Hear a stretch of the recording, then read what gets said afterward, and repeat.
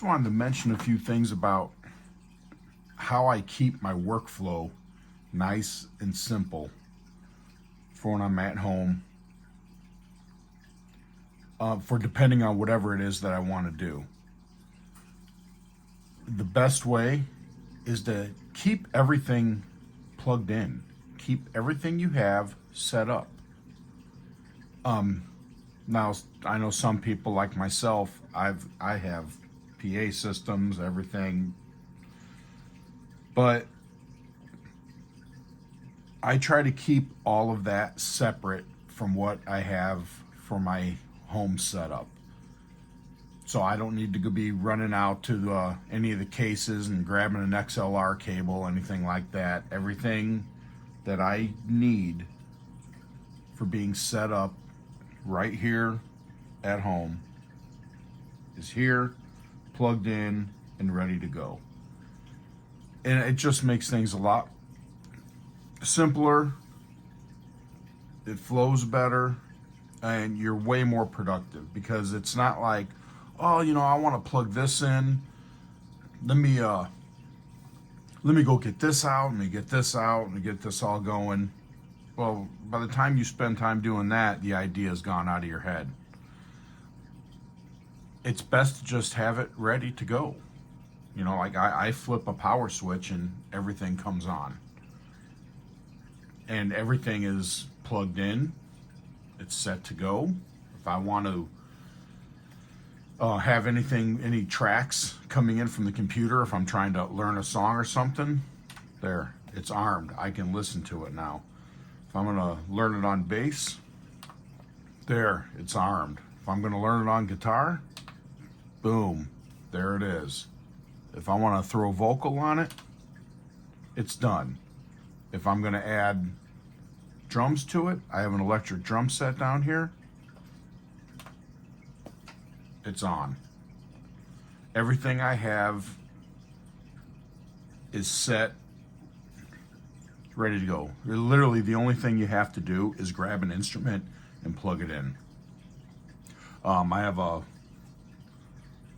lap steel and guitars that I'll plug into the MX5. I have basses here ready to plug into this. Vocal mics always set up. Now I can always add more if I want, but at least for myself being down here, I'm one person. Everything is set up, makes it easy. Little headphone distribution in case. The only time I have to plug anything in is for when there's more than myself here. It just helps the ideas get to music faster. I'm not playing around. So I have a lot of stuff here. I know you've seen a mixer and everything up there. I run anything that needs phantom power runs into the Alesis mixer over there.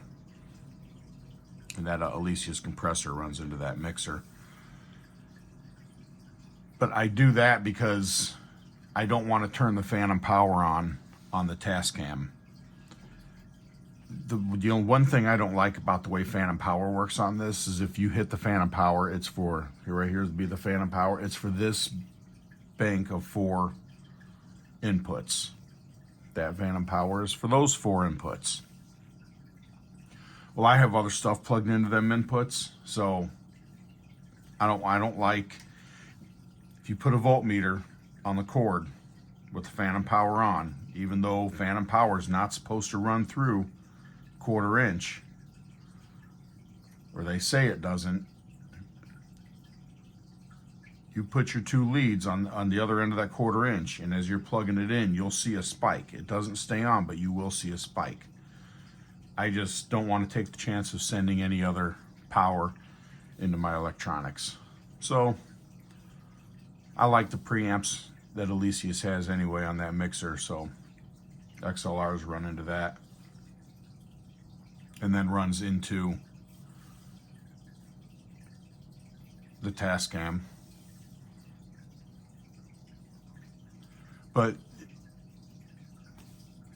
keeping everything hooked up all the time always seemed to like I said, just make it work better.